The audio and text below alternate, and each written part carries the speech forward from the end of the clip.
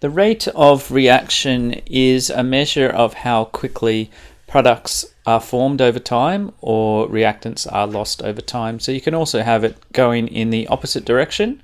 And if the slope, which is delta y and delta t, so you just take two values, and so it's the change in y over the change in x, which is usually time.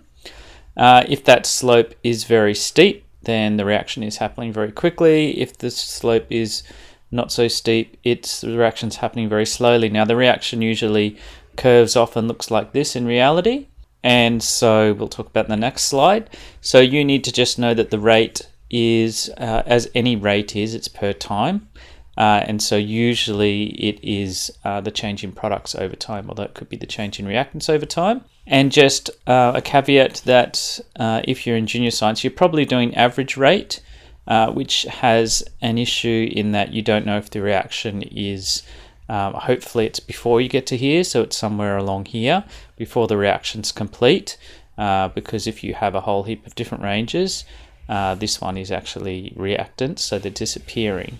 At a certain time, the average rate for all of them, if it's complete, if it's left too long, the average rate is going to be the same for all of them. So there is that certain amount of error with average rate.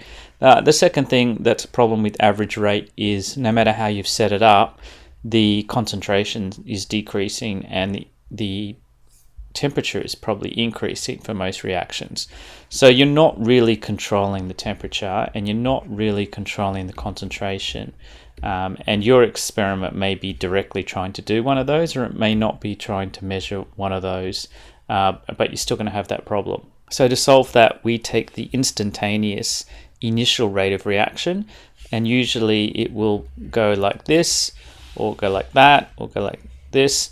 It'll slope off. So if the reaction is a typical one that's like this, you'll take the instantaneous rate. So it is the instantaneous rate before it starts slowing down, and that will give you a far more accurate indication than the average rate will, because you've taken it instantaneously before the temperature starts increasing or decreasing, or before the temperature, or before the concentration starts decreasing. So you have controlled both temperature and concentration by taking the instantaneous initial rate of reaction rather than the average rate of reaction.